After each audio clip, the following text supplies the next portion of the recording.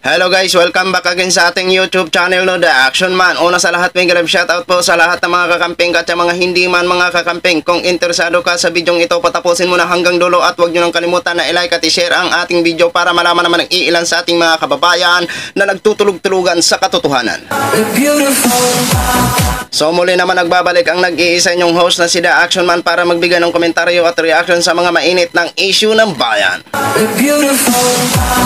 So ito ho mga ka-action, mga kakamping clown, may gusto lang po ako na i-share sa inyo about po ito sa isang interview na kung saan tinatanong ito si Senate Bato de la Rosa tungkol kung ano ang masasabi niya about sa kontrobersyal nga na kinasasangkutan ni Mr. President Bongbong Marcos na kung saan inakusahan po siya ni dating Pangulong Duterte na gumagamit ng illegal na gamot ho mga ka-action.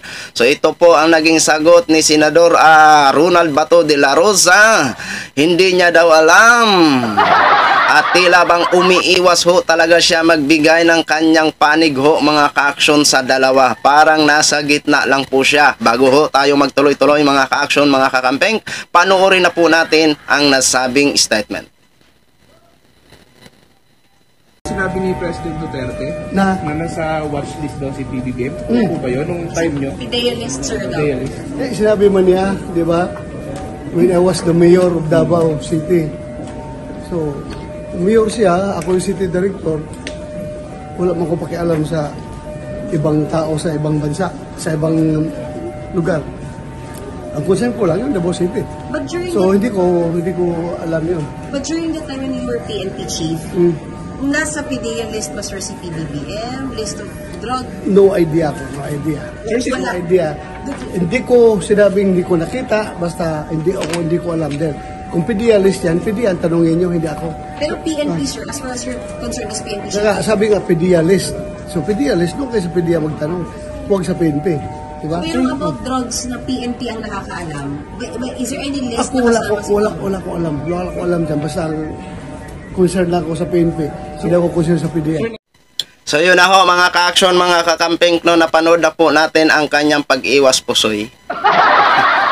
Diba? So alam po natin na ganito po ang magiging sagot nito ni Senate Bato de la Rosa tungkol sa issue sa dalawa ho mga ka-action.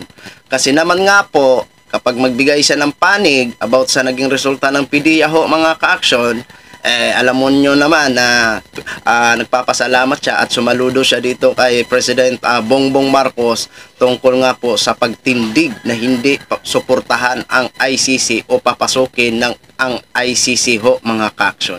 Kaya siguro nag-aalangan ho siya magbigay ng kanyang panig, no, mga ka-action. At syempre naman puon niya po si si dating Pangulong Duterte. Syempre naman kapag magsabi siya against kay Duterte, talagang masisira ang kanilang pinagsamahan. Diba? Kaya maiintindihan po natin ito si Senate Bato de la Rosa kung ganito lang ang makukuha natin o madidinig sa kanya about sa issue ho mga ka-action. Syempre naman cover ba? Diba? Kayo naman mga ka-action, parang hindi nyo maintindihan. So intindihin na lang po natin si Senate Bato de la Rosa mga ka-action kung yan lang po ang kanyang statement about sa controversial ho mga ka-action. So yan lang muna ang latest update natin mga ka-action. Maraming salamat po sa ating mga viewers Luzon, Visayas at Mindanao all over the world. Ako po ang inyong lingkod, si The Action Man. Have a good day everyone.